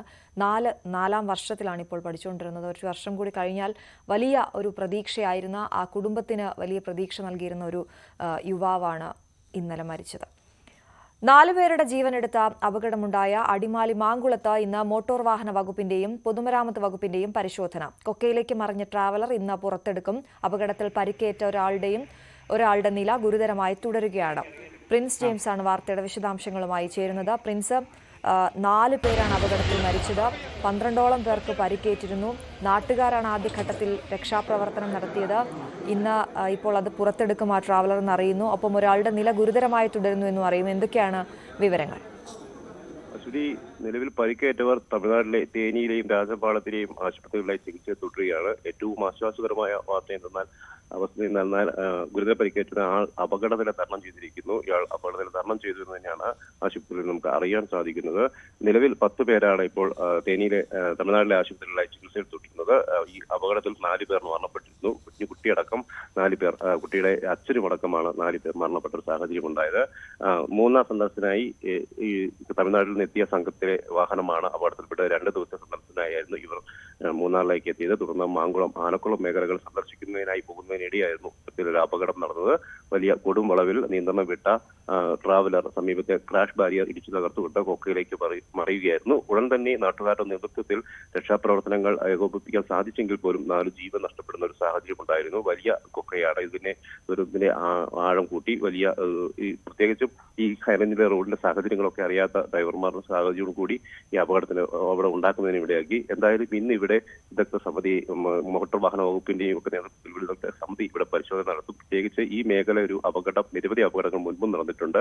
11ഓളം അപകടങ്ങൾ ഈ വളവിൽ തന്നെ നടന്നു എന്നാണ് നാട്ടുകാരൊക്കെ പറയുന്നത്. അതുകൊണ്ട് തന്നെ കൃത്യമായൊരു ഇടപെടൽ ഇവിടെ ആവശ്യമുണ്ടെന്ന് നാട്ടുകാർ പറയുന്നു. പ്രത്യേകിച്ചും പരിചയമില്ലാത്ത ആളുകൾ മറ്റു ജില്ലകളിൽ നിന്നും മറ്റു സംസ്ഥാനങ്ങളിൽ നിന്നുമൊക്കെ എത്തുന്ന വാഹനങ്ങളൊക്കെയാണ് ഇവിടെ കൂടുതലായും അപകടം വരുന്നത്. ഇടുക്കിയിലെ റോഡിന്റെ സാഹചര്യങ്ങൾ കൂടി പലപ്പോഴും പലർക്കും മനസ്സിലാക്കാൻ സാധിക്കുന്നില്ല. അത് അപകടത്തിന് ആഴം വർദ്ധിപ്പിക്കുന്ന സാഹചര്യം കൂടിയുണ്ട്. അതുകൊണ്ട് തന്നെ ഈ പ്രദേശത്തെ ഇതൊക്കെ പരിശോധന നടത്തുകയും മറ്റ് സുരക്ഷാ നടപടികൾ എന്തൊക്കെയാണ് സ്വീകരിക്കേണ്ടതെന്ന് കൂട്ടിയുള്ള മുൻകരുതലുകളൊക്കെ സ്വീകരിക്കുകയും ചെയ്യും. ഒപ്പം ഈ അപകടത്തിൽപ്പെട്ട വാഹനം പുറത്തെടുക്കുന്നതിനുള്ള നടപടികളും എന്ന് സ്വീകരിക്കും. അശ്വതി, ശരി, അതാണ് എന്തായാലും ആ ഗുരുതരമായി പരിക്കേറ്റ ആൾ അപകടനില തരണം ചെയ്തിരിക്കുന്നു എന്നുള്ളതാണ് അതിൽ നിന്ന് നമുക്ക് ആകെയുള്ള ആശ്വാസ വാർത്ത. ഒരു കുഞ്ഞടക്കം 4 പേരാണ് മരിച്ചത്. പ്രിൻസ്, മറ്റൊരു വാർത്ത, ഈ മൂന്നാറിലെ ജനവാസ മേഖലയിൽ പടയപ്പ തുടരുകയാണല്ലോ. ഈ പടയപ്പയെ തുരത്താനുള്ള നടപടികൾ ഇന്നും തുടരുമെന്നറിയുന്നു. മാട്ടുപ്പെട്ടി ടോപ്പ് ഡിവിഷനിലുള്ള കൊമ്പനെ മറയൂർ മേഖലയിലേക്ക് എത്തിക്കാനാണ് നീക്കമെന്നറിയുന്നു. ഇത് ഏത് രീതിയിലാണ് ഇപ്പോൾ ഈ തുരത്തുന്ന നടപടികൾ? നേരത്തെ ഡ്രോൺ ഉപയോഗിച്ച് നിരീക്ഷിച്ചുകൊണ്ട് ആനയെ ഏത് രീതിയിൽ തുരത്താനാണ് ഇപ്പോൾ ഉദ്ദേശിച്ചിരിക്കുന്നത്? ഈ നടപടികൾ എവിടെ വരെ എത്തി? അശ്വതി, പടയപ്പയ്ക്ക് പ്രകോപനം ഉണ്ടാക്കാത്ത രീതിയിൽ പടയപ്പയെ വനമേഖലയിലേക്ക് ആകർഷിച്ച് അവിടെ എത്തി ഉൾവനത്തിലേക്ക് കടത്തിവിടാനാണ് വനംവകുപ്പ് ശ്രമിക്കുന്നത്. കൃത്യമായ നിരീക്ഷണം എല്ലാ സമയങ്ങളിലും ആനയെ നടത്തും. പ്രത്യേകിച്ചും കഴിഞ്ഞ ദിവസങ്ങളിലൊക്കെ മാട്ടുപ്പുഴ ടോപ്പ് ഡിവിഷനിൽ ജനവാസ മേഖലയോട് ചേർന്നാണ് ആന നിലയുറപ്പിച്ചിരുന്നത്. ഈ പ്രദേശത്തു നിന്നാണ് ഇന്നലെ ഡ്രോൺ നിരീക്ഷണമൊക്കെ നടത്തിയത്. തുടർന്ന് ആനയുടെ സഞ്ചാരം രാത്രിയും പകലും ഇല്ലാതെ കൃത്യമായി നിരീക്ഷിക്കും. പ്രത്യേകം നിയോഗിതരായ സംഘത്തിനൊപ്പം മൂന്നാർ RRT സംഘവും ചേർന്നാണ് നിരീക്ഷണം നടത്തുന്നത്. ഇത്തരത്തിൽ കൃത്യമായി ഈ ആനയെ മറയൂർ മേഖലയിലേക്ക് തിരിച്ചുവിട്ട് അവിടെ ഉൾവനത്തോട് ചേർന്നുള്ള പ്രദേശത്ത് എത്തിക്കഴിഞ്ഞാൽ വനമേഖലയിലേക്ക് തുരത്താനാണ് ശ്രമിക്കുക. അല്ലാതെ മറ്റു രീതിയിൽ ആനയെ വേഗത്തിൽ ജനവാസ മേഖലയിൽ നടക്കുന്ന നടപടികൾ സ്വീകരിക്കത്തില്ല. പ്രത്യേകിച്ചും ജനവാസ മേഖലയിലേക്ക് കടക്കാതിരിക്കാനുള്ള നടപടികളായിരിക്കും പ്രധാനമായും വനംവകുപ്പ് സ്വീകരിക്കുന്നത്. ഇനിയും റോഡുകളിലേക്കും ഒപ്പം തോട്ടം മേഖലയിലെയും കാർഷിക മേഖലയിലും ഒക്കെ കടക്കാതെ ഈ തോട്ടം മേഖലയിലൂടെ തന്നെ ഈ വനമേഖലയോട് ചേർന്ന് പോകുന്ന ഒരു സജ്ജീകരണമായിരിക്കും, രീതിയായിരിക്കും ഈ നിരീക്ഷണം തുടരുന്നത്. എന്തായാലും നിരീക്ഷണം തുടർന്ന് കൃത്യമായി ഒരു സ്ഥലത്ത് എത്തിക്കഴിഞ്ഞു കഴിഞ്ഞാൽ ഉൾവനത്തിലേക്ക് കയറ്റിവിടുകയും പിന്നീട് തുടർച്ചയായി നിരീക്ഷിച്ച ആന ജനവാസ മേഖലയിലേക്ക് ഇറങ്ങാതിരിക്കാനുള്ള ഒരു ശ്രമങ്ങളുമായിരിക്കും വനംവകുപ്പ് സ്വീകരിക്കുക. അശ്വതി, അതാണ് പ്രിൻസ് ജെയിംസ് ആണ് വിവരങ്ങൾ നൽകിയത്. അപ്പോൾ എന്തായാലും നമുക്ക് മനസ്സിലാകുന്നത് ഈ പടയപ്പ ജനവാസ മേഖലയിൽ തുടരുമ്പോഴും നമ്മൾ എപ്പോഴും കേൾക്കാറുള്ളത് പോലെ പെട്ടെന്ന് ദ്രുതഗതിയിലുള്ള ഒരു നടപടിയിലേക്കല്ല വനംവകുപ്പ് നീങ്ങുന്നത് എന്നുള്ളതാണ്. വളരെ മയത്തിൽ പടയപ്പയ്ക്ക് മതപ്പാടൊക്കെ ഉണ്ടെന്നുള്ള കാര്യങ്ങളൊക്കെ വാർത്തകളൊക്കെ കഴിഞ്ഞ ദിവസങ്ങളിലേക്ക് വന്നിരുന്നു. വലിയ ആക്രമണം നടത്തിയിരുന്നു, പെട്ടിക്കടകൾ തകർക്കുന്നതൊക്കെ സ്ഥിരമായിരുന്നു. അതുകൊണ്ട് തന്നെ പ്രകോപനം ഉണ്ടാക്കാതെ വളരെ ഓരോ പടിപടിയായുള്ള കാട്ടിലേക്ക് കയറ്റി വിടുക അല്ലെങ്കിൽ വഴി മാറ്റി വിടുക എന്നുള്ളതാണ്. ജനവാസ മേഖലയിലേക്ക് ഇറങ്ങാതെ സൂക്ഷിക്കുക എന്നുള്ളതാണ് വനംവകുപ്പ് അതിനാണ് ഏറ്റവും മുൻഗണന നൽകുന്നതെന്നാണ് പ്രിൻസ് റിപ്പോർട്ട് ചെയ്യുന്നത്. മറ്റൊരു വാർത്തയിലേക്ക് പോകുമ്പോൾ എറണാകുളം DCC പ്രസിഡന്റ് മുഹമ്മദ് ഷിയാസിന്റെ മുൻകൂർ ജാമ്യാപേക്ഷ ഹൈക്കോടതി ഇന്ന് പരിഗണിക്കും. ജസ്റ്റിസ് രാജാ വിജയരാഘവനാണ് ഹർജി പരിഗണിക്കുന്നത്. കോതമംഗലം സംഘർഷത്തിന്റെ അടിസ്ഥാനത്തിലെടുത്ത പുതിയ കേസിലാണ് മുൻകൂർ ജാമ്യാപേക്ഷ നൽകിയത്.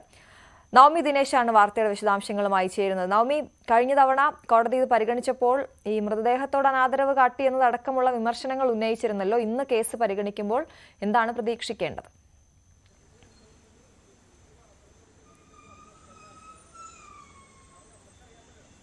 അശ്വതി, കോതമംഗലത്ത് ആന ചവിട്ടിക്കുന്ന ഇന്ദിരാമ്മയുടെ മൃതദേഹവുമായി കോതമംഗലം ടൗണിൽ പ്രതിഷേധം നടത്തിയത്, കോൺഗ്രസുകാർ പ്രതിഷേധം നടത്തിയത് നമ്മളെല്ലാവരും കണ്ടതാണ്. അവിടെ നടന്ന ഈ മൃതദേഹം നടു റോഡിൽ വെച്ച് കോൺഗ്രസ് നേതാക്കളുടെ നേതൃത്വത്തിലുള്ളൊരു പ്രതിഷേധം, അവിടെ പോലീസുകാരെത്തുകയും പിന്നീടുള്ള സംഘർഷമൊക്കെ വലിയ ചർച്ചയാകുകയും അത് പോലീസിനെയും ഒപ്പം തന്നെ കോൺഗ്രസ് നേതാക്കളെയും വിമർശിക്കുന്ന ഒരു സാഹചര്യത്തിലേക്കൊക്കെ മാറിയ ഒരു സന്ദർഭം നമ്മൾ കണ്ടതാണ്.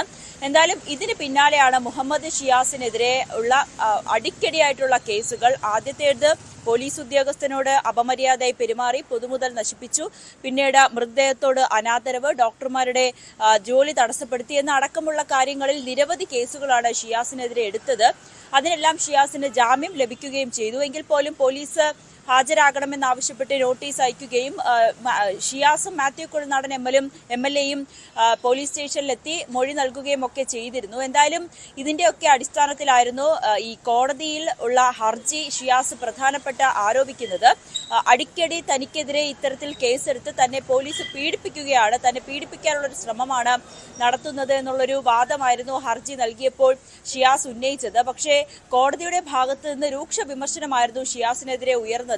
അത് കോടതി ചോദിച്ച പ്രധാനപ്പെട്ട കാര്യം ഈ മൃതദേഹവുമായി നടത്തിയ ആ ഒരു പ്രതിഷേധം അതൊരു രാഷ്ട്രീയ മുതലെടുപ്പായിരുന്നില്ലേ എന്ന് ചോദിച്ചു.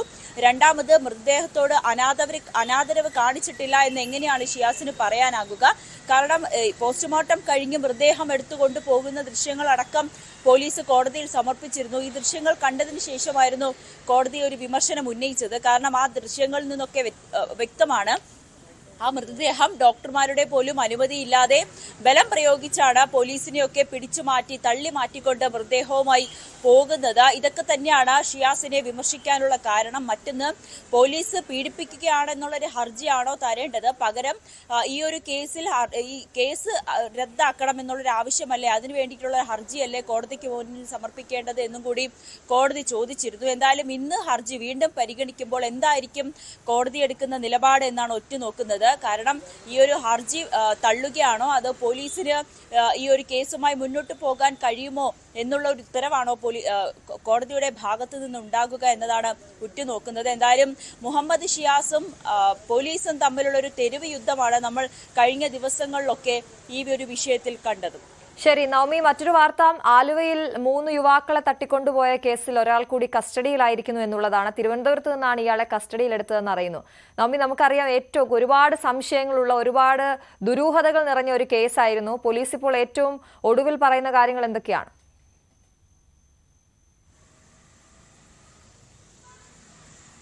അശ്വതി, ആലുവയിൽ 3 യുവാക്കളെ തട്ടിക്കൊണ്ടുപോയി ഇന്ന് 3 ദിവസം പിന്നിടുമ്പോഴും 3 പേരെയാണ് പോലീസ് കസ്റ്റഡിയിലെടുത്തിട്ടുള്ളത്. പക്ഷേ ഇവർക്ക് നേരിട്ട് ഈ തട്ടിക്കൊണ്ടുപോകലുമായി പങ്കുണ്ടോ എന്നുള്ളൊരു ചോദ്യത്തിന് പോലീസിന് കൃത്യമായി ഉത്തരം പറയാൻ കഴിയുന്നില്ല. കാരണം ഇപ്പോൾ അറസ്റ്റിലായ 3 പേരും, കഴിഞ്ഞ ദിവസം അറസ്റ്റിലായ 2 പേരും, ഇന്ന് കസ്റ്റഡിയിലുള്ള ഒരാളും, ഇവർ 3 പേരും ഈ കാറ് കൈമാറ്റം ചെയ്യപ്പെട്ടവരാണ്. ഇവരുടെ കൈകളിലാണ് ഈ കാറ് പിന്നീട് വാടകയ്ക്ക് മറ്റുള്ളവർക്കായി നൽകിക്കൊണ്ടിരുന്നത്. ഇതിലെ ഒരു കണ്ണിയാണ് ഇപ്പോൾ പിടിയിലായിട്ടുള്ളത്. പക്ഷേ ഇവർക്ക് ഈ കേസുമായി നേരിട്ട് ബന്ധമുണ്ടോ എന്ന് പോലീസിന് ഇപ്പോഴും സ്ഥിരീകരിക്കാൻ കഴിഞ്ഞിട്ടില്ല. ഇതുവരേക്കും ആരെയും കാണാനില്ല എന്നുള്ളൊരു പരാതി പോലും പോലീസിന് ലഭിച്ചിട്ടില്ല. അതിന്റെ ഒരു അടിസ്ഥാനത്തിൽ പോലീസിന് മനസ്സിലാകുന്നത് ഇവർ തമ്മിൽ ഒത്തുതീർപ്പാകാനാണ് സാധ്യത. എങ്കിൽ പോലും കേസെടുത്ത സ്ഥിതിക്ക് പോലീസ് ഒരു പ്രതികളിലേക്കും ഇര ആരാണെന്നുള്ളൊരു അന്വേഷണത്തിലേക്ക് എത്തും, ഇവരെ കണ്ടെത്തുമെന്നുള്ളൊരു ഉറച്ച ആത്മവിശ്വാസത്തിലാണ്. എന്തായാലും ഫോറൻസിക് റിപ്പോർട്ടും ഒപ്പം കാറിൽ കണ്ടെത്തിയ രക്തത്തുള്ളികളും അതോടൊപ്പം തന്നെ വിരലടയാളങ്ങൾ അടക്കമുള്ള റിപ്പോർട്ടുകളും കാര്യങ്ങളും ഒക്കെ ശേഖരിച്ചാണ് പോലീസ് അന്വേഷണത്തിലേക്ക് നീങ്ങുന്നത്. അതോടൊപ്പം ഒരു ജ്യൂസ് കടയിലും ഓട്ടോയ്ക്കും നൽകിയ ഗൂഗിൾ പേ, ഇതിന്റെ UPI ID ഉപയോഗിച്ചും ഉള്ളൊരു അന്വേഷണമാണ് പോലീസിന്റെ ഭാഗത്തു നിന്ന് നടത്തുന്നത്. എന്തായാലും ഇന്നലെ രാത്രിയോട് കൂടിയാണ് പോലീസ് ഒരാളെ കസ്റ്റഡിയിലെടുത്തത്. ഇയാളെ തിരുവനന്തപുരത്ത് നിന്നാണ് കസ്റ്റഡിയിലെടുത്തത്. ഇയാളെ ആലുവയിൽ എത്തിച്ച ശേഷമായിരിക്കും കൂടുതൽ ചോദ്യം ചെയ്യലുകൾ. എന്തായാലും പ്രതികളെയും ഈ ഇരയാക്കപ്പെട്ട ആളെയും ഉടൻ തന്നെ കണ്ടെത്തുമെന്നുള്ളൊരു ആത്മവിശ്വാസമാണ് ഇപ്പോഴും പോലീസ് പ്രകടിപ്പിക്കുന്നത്. ശരി, നവമി ദിനേശാണ് കൊച്ചിയിൽ നിന്ന് വിവരങ്ങൾ നൽകിയത്. വാർത്താരംഭം തുടരും ഒരിടവേളയ്ക്ക് ശേഷം.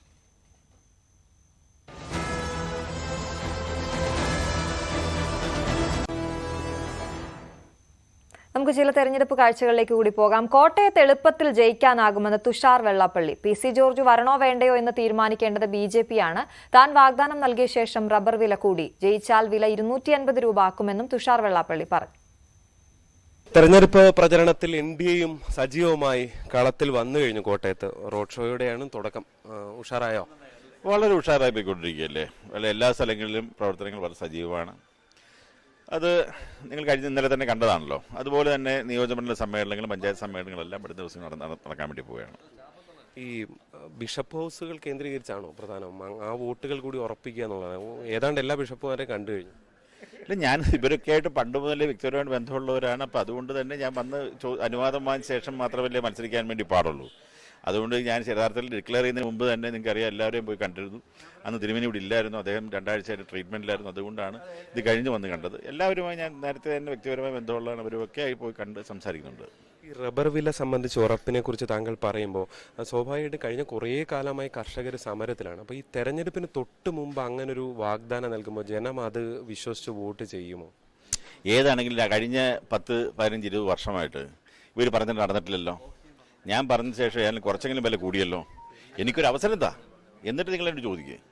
100% വില കൂട്ടാൻ പറ്റും എന്നുള്ളത് ഞാൻ ടെക്നിക്കലായിട്ട് മുഴുവൻ പഠിച്ച ശേഷം ഞാൻ പറഞ്ഞത്. കാരണം ഈ റബ്ബർ ബോർഡിൻ്റെ വൈസ് ചെയർമാനായിട്ട് വെച്ചിട്ടുള്ളത് BDJSൻ്റെ വൈസ് പ്രസിഡന്റിനെയാണ് അവിടെ വെച്ചിട്ടുള്ളത്.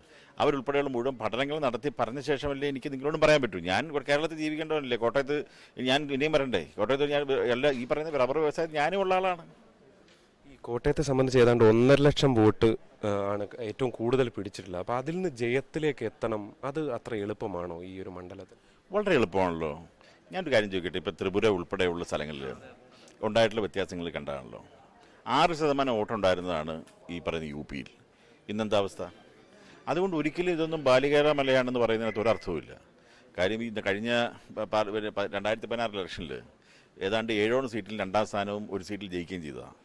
ഇത് വലിയൊരു മൂവ്മെൻ്റാണെന്ന് കേരളത്തിലുള്ളത്. പ്രത്യേകിച്ച് ഇന്ത്യയിൽ നമുക്കറിയാം, ഇന്ന് NDA സർക്കാർ 400 പരം സീറ്റുകൾ കിട്ടിക്കൊണ്ടായിരിക്കും ജയിക്കാൻ വേണ്ടി പോകുന്നുള്ളത് യാതൊരു സംശയവുമില്ല. കോൺഗ്രസ് സംബന്ധിച്ചിടത്തോളം 40 കിട്ടുമോ 38 സംശയം. കേരളത്തെ സംബന്ധിച്ചിടത്തോളം അഭ്യസ്തവിദ്യരായിട്ടുള്ള ചെറുപ്പക്കാർ ഏറ്റവും കൂടുതലുള്ളതാണ്. മാത്രമല്ല കോട്ടയം സംബന്ധിച്ചിടത്തോളം ദേശീയ രാഷ്ട്രീയം അതുപോലെ ഇൻ്റർനാഷണൽ രാഷ്ട്രീയവും എല്ലാം നോക്കുന്നവരാണ്. നമ്മൾ ഇന്ത്യയെ സംബന്ധിച്ചുള്ള ഏറ്റവും നല്ലത് ഒരു NDA ഗവൺമെൻറ് ആണെന്ന് അറിയാൻ വയ്യാത്ത ഒരു കുട്ടി പോലും കേരളത്തിലില്ല. അപ്പോൾ ആ സാഹചര്യത്തിൽ തീർച്ചയായും വലിയ ഒരു മാറ്റം തന്നെ ഉണ്ടാകുമെന്നുള്ള കാര്യത്തിൽ സംശയം എനിക്കില്ല. ഈ BJPയുടെ തെരഞ്ഞെടുപ്പ് പ്രചരണത്തെ സംബന്ധിച്ച് ഒരു അന്തിമ വ്യക്തത വന്നോ? നേതാക്കൾ ആരൊക്കെ വരും? ഇപ്പോൾ PC ജോർജിനെ കുറിച്ചൊക്കെ അവ്യക്തത ഉണ്ടായിരുന്നു. അവരൊക്കെ വരുന്ന കാര്യത്തിലൊരു തീരുമാനമായോ? അല്ല, ആര് വരണ്ടാന്ന് തീരുമാനിക്കേണ്ടത് BJPയുടെ നേതൃത്വമാണ്. ഓരോരുത്തരെ അവിടുന്ന് ഫിക്സ് ചെയ്ത് വിടും. അതുവരെ മാത്രം അവിടെയാണ് പ്രചരണത്തിന് ഇവിടെ വരേണ്ടത്. അത് BJPയുടെ ഇവിടുത്തെ സംസ്ഥാന നേതൃത്വവും ജില്ലാ നേതൃത്വമൊക്കെയാണ് കാര്യം തീരുമാനമെടുക്കുന്നത്. ഞങ്ങളെ സംബന്ധിച്ചിടത്തോളം ഞങ്ങളുടെ സംഘടനാ പ്രവർത്തന രംഗത്ത് BDJSൻ്റെ ആരൊക്കെ പോകണം എന്നുള്ള കാര്യങ്ങളിലേ ഞങ്ങൾക്ക് തീരുമാനിക്കാൻ പറ്റൂ. അതാണ് നമ്മൾ ചെയ്തുകൊണ്ടിരിക്കുന്നത്. സാധാരണ കാണാത്തൊരു കാഴ്ചയെക്കുറിച്ച് ചോദിക്കണം. തങ്ങളുടെ ഭാര്യ ഏതാണ്ട് പ്രചരണത്തിൽ പലയിടത്തും ഒരുമിച്ചുണ്ട്. ഇപ്പോൾ ഇന്നലത്തെ പ്രചരണ വാഹനത്തിലടക്കമുണ്ട്. അത് ഒന്നുകൂടി ഒരു വോട്ടുറപ്പിക്കാനുള്ള ഒരു കരുത്താണോ? അതെന്താണ് അതിൻ്റെ ഒരു സൈക്കോളജി? അത് കഴിഞ്ഞ പ്രാവശ്യം ഞാൻ മത്സരിച്ച സമയത്തും എൻ്റെ ഭാര്യ പ്രചരണ രംഗത്തുണ്ടായിരുന്നു. അവിടെ എല്ലാ സ്ഥലങ്ങളിലും മീറ്റിങ്ങിനാണ് പോയിരുന്നു. അവർ സാധാരണ ഞാൻ മത്സരിക്കുന്ന സമയത്ത് എൻ്റെ കൂടെ ഭാര്യയും വരാറുണ്ട്. അതിനുവേണ്ടി അതുകൊണ്ടാണ്. ഈ ഇപ്പോൾ CSI ബിഷപ്പോട് ഒരുപാട് സമയം സംസാരിക്കുന്നുണ്ടായിരുന്നു. വോട്ടങ്ങ് ഉറപ്പിക്കാൻ പറ്റുന്നുണ്ടോ? അങ്ങനെയാണോ? എന്താണ്? അങ്ങനെ ആരെയും വോട്ട് നമുക്ക് ഉറപ്പിക്കാനോ വാങ്ങിക്കാനോ പറ്റുന്നതല്ലല്ലോ. എല്ലായിടത്തും ഓരോരുത്തരുടെ മനസ്സിൻ്റെ ഉള്ളിൽ നിന്ന് വരേണ്ട കാര്യമാണ്. അത് അദ്ദേഹമായിട്ടുള്ള എൻ്റെ സൗഹൃദ സംഭാഷണവും ഞങ്ങളുടെ പഴയ പരിചയം പുതുക്കലും ഭാവി കാല കാര്യങ്ങളും ഒക്കെയാണ് ഞങ്ങൾ ചർച്ച ചെയ്തത്. അല്ലാതെ അങ്ങനെ വോട്ട് ഉറപ്പിക്കാൻ വേണ്ടി അദ്ദേഹത്തോട് റിക്വസ്റ്റ് ചെയ്യാൻ ഒരു സഭയെ സംബന്ധിച്ചിടത്തോളം അല്ലെങ്കിൽ അങ്ങനെയുള്ള സമുദായ സംഘടനകൾ ആരും അങ്ങനെ ഒരു ഉറപ്പ് തരാൻ ആർക്കും കഴിയില്ലല്ലോ. ത്രികോണ മത്സരം ഉറപ്പാണല്ലേ? സംശയമില്ല. എന്താ സംശയം? എന്താണ് സംശയം എന്നാണ് തുഷാർ വെള്ളാപ്പള്ളി ചോദിക്കുന്നത്. എന്തായാലും കോട്ടയത്തെ വിജയം ഉറപ്പാണ് എന്നും തുഷാർ വെള്ളാപ്പള്ളി പറയുകയാണ്. കോട്ടയത്ത് നിന്ന് G. ശ്രീജിത്ത്, ന്യൂസ് 18. മത്സ്യത്തൊഴിലാളികളുടെ ജീവിതം കാണുമ്പോൾ സങ്കടം വരുന്നുവെന്ന് തിരുവനന്തപുരത്തെ NDA സ്ഥാനാർത്ഥി രാജീവ് ചന്ദ്രശേഖർ. ഓഖിയിൽ വീട് നഷ്ടമായവർ ഇപ്പോഴും ഗോഡൌണുകളിൽ കഴിയേണ്ടി വരുന്നത് എന്തുകൊണ്ടാണ്? രണ്ടായി മുറിഞ്ഞ വലിയതുറ പാലം രാജീവ് ചന്ദ്രശേഖർ സന്ദർശിച്ചു. വലിയതുറയിൽ ഫിഷിംഗ് ഹാർബർ എന്ന ഉറപ്പ് മത്സ്യത്തൊഴിലാളികൾക്ക് നൽകുകയും ചെയ്തു. തിരുവനന്തപുരത്തെ NDA സ്ഥാനാർത്ഥി രാജീവ് ചന്ദ്രശേഖർ വലിയതുറയിലാണ് ഇപ്പോൾ പ്രചരണത്തിലുള്ളത്. ഇവിടെ വന്നപ്പോൾ വലിയതുറ പാലത്തിന്റെ അവസ്ഥ ആളുകൾ പറയുന്നത് നേരത്തെ തന്നെ ഇത് നവീകരിക്കാനുള്ള സാധ്യതയുണ്ടായിരുന്നു, ഫണ്ടുണ്ടായിരുന്നു, പക്ഷേ കൃത്യമായൊരു നടപടി ഉണ്ടായില്ല എന്നാണ്. അല്ല, അത് ഇതൊരു ശരിയാണ്. ഞാൻ അത് പൊഴിയൂർ പോവുകയാണെങ്കിലോ ഇവിടെ വരികയാണെങ്കിലോ രാജാജി നഗർ പോവുകയാണെങ്കിലോ ഒരു 5-10 കൊല്ലമായിട്ട് ഇവിടെ ഒന്നും നടക്കാത്തൊരു ഒരു സിസ്റ്റമാണ്. ഒന്നും നടക്കുന്നില്ല. ആ ഡിക്ലൈനാണ് മുമ്പോട്ട് പോകുന്നത്. പുരോഗതിയല്ല, വികസനമല്ല, ആ ഡിക്ലൈനാണ് മുമ്പോട്ട് പോകുന്നത്. ഇതൊരു എല്ലാം ഒരു എന്താ പറയുക, ഒരു സിമ്പിൾ ഓഫ് നെഗ്ലിജൻസ് ആയിരിക്കുന്നത്. ഇവിടുത്തെ 15 കൊല്ലമായിട്ട് ഒരു MP ഇവിടെ ഇരുന്ന് ഒന്നും ചെയ്യുന്നില്ല, ഒരു അറ്റംപ്റ്റും കൂടി ചെയ്യുന്നില്ല. ഒരു സെൻസിറ്റീവ് ഒരു എംപത്തി അത് രാജാജി നഗറിൻ്റെ ജനങ്ങളാണോ ഇവിടുത്തെ ജനങ്ങളാണോ പൊഴിയൂർ ജനങ്ങളാണോ, ഇതിലെല്ലാത്തിനും പരിഹാരം ഉണ്ടാക്കാൻ ഒരു സൊല്യൂഷൻ ഉണ്ട്. ഇതിന് പരിഹാരം ഉണ്ടാക്കാൻ പറ്റും.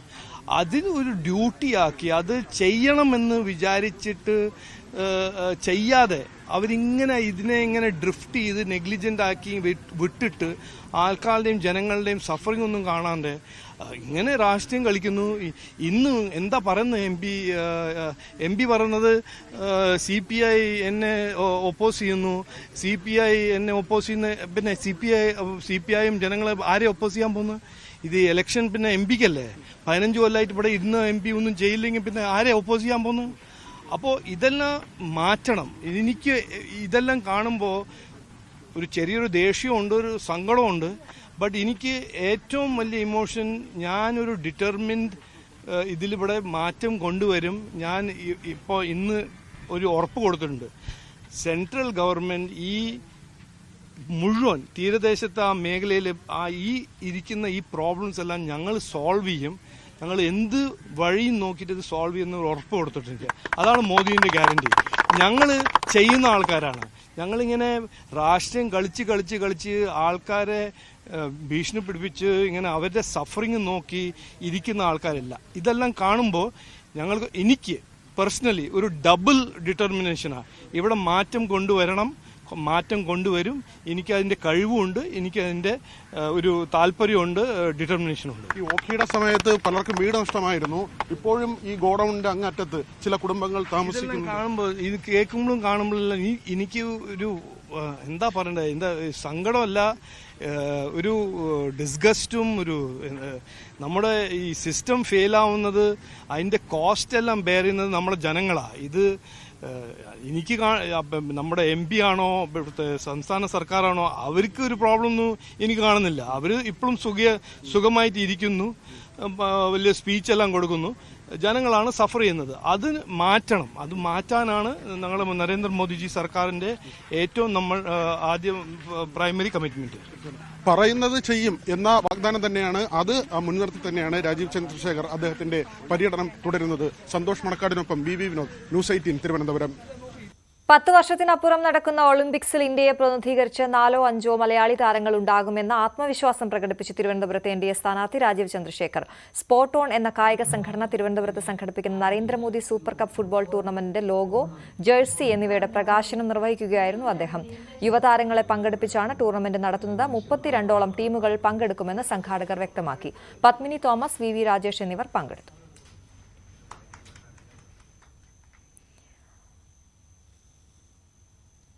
പുരാവസ്തു തട്ടിപ്പ് കേസിൽ അന്വേഷണം ആവശ്യപ്പെട്ട് പരാതിക്കാർ EDയെ സമീപിക്കും. മോൻസൺ മാവുങ്കലിന് പരാതിക്കാർ കൈമാറിയ പണം ഹവാല പണമാണെന്ന അന്വേഷണ ഉദ്യോഗസ്ഥന്റെ പരാമർശത്തെ തുടർന്നാണ് പുതിയ നീക്കം. തങ്ങൾ കൈമാറിയ പണത്തിന് രേഖകളുണ്ടെന്നും ഉറവിടം വ്യക്തമാക്കാൻ കഴിയുമെന്നും പരാതിക്കാരിലൊരാളായ ഷമീർ കഴിഞ്ഞ ദിവസം വാർത്താസമ്മേളനത്തിൽ പറഞ്ഞിരുന്നു. തങ്ങളുടെ പണം ഹവാല ഇടപാടാണെന്ന് വരുത്തി തീർക്കാൻ അന്വേഷണ ഉദ്യോഗസ്ഥനായ DYSP YR ശ്രമിക്കുകയാണ് എന്നും ഇവർ ആരോപിച്ചിരുന്നു. ഇതേ തുടർന്നാണ് ഇടപാടിനെക്കുറിച്ച് ED കൂടി അന്വേഷിക്കണമെന്ന ആവശ്യവുമായി പരാതി നൽകുന്നത്.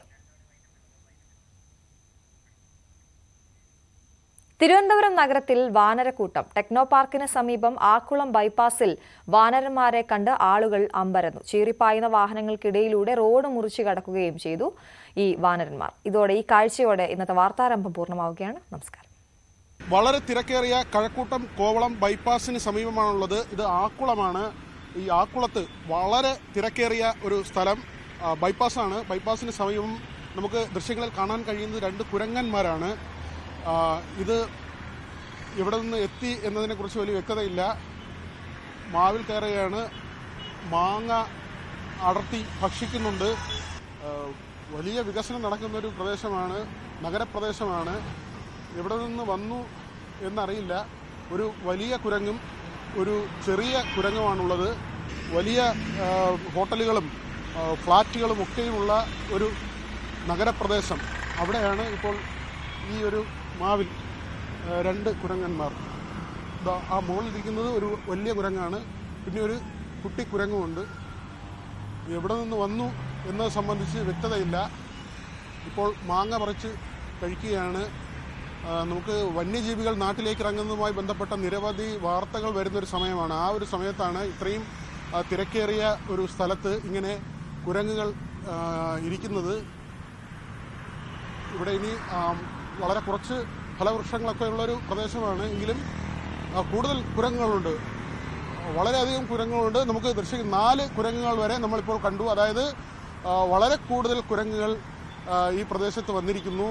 ഇതെങ്ങനെ ഇവിടെ എത്തി എന്നത് സംബന്ധിച്ച് വ്യക്തതയില്ല. ഇവിടെ വനമേഖലയോ വനപ്രദേശമോ അങ്ങനെയുള്ള സ്ഥലങ്ങളോ ഒന്നും തന്നെയില്ല. പക്ഷേ 4 കുരങ്ങുകൾ ഇപ്പോൾ ഈ പ്രദേശത്ത് എത്തിയിരിക്കുന്നു. ഇവിടുത്തെ നാളികേരം ഉൾപ്പെടെയുള്ള കാര്യങ്ങളുടെ അവസ്ഥ ഇനി എന്താകും? തെങ്ങിന് മുകളിൽ ഇത് കയറി അതെല്ലാം ഭക്ഷിക്കുമോ എന്നത് ഉൾപ്പെടെയുള്ള കാര്യങ്ങളാണ് കണ്ടറിയേണ്ടത്. അടുത്ത് തന്നെ ഒരു തെങ്ങ് നിൽപ്പുണ്ട്. ഈ മാവിനടുത്ത് തന്നെ ഒരു തെങ്ങും നിൽപ്പുണ്ട്. ഏതായിരുന്നാലും വളരെ വിചിത്രമാണ്, വളരെ അമ്പരപ്പിക്കുന്നൊരു കാര്യമാണ്. 4 കുരങ്ങുകൾ ഈ മാവിൽ, ഇത്രയും തിരക്കേറിയ ഒരു പ്രദേശത്ത് 4 കുരങ്ങുകൾ, ഒരുപക്ഷെ അതിൽ കൂടുതലുണ്ടെന്നും കരുതേണ്ടിയിരിക്കുന്നു. ഏതായിരുന്നാലും നഗരമധ്യത്തിൽ നിന്നാണ് ഇത്തരമൊരു കാഴ്ച. സന്തോഷ് മണക്കാടിനൊപ്പം VV വിനോദ്, ന്യൂസ് 18 തിരുവനന്തപുരം.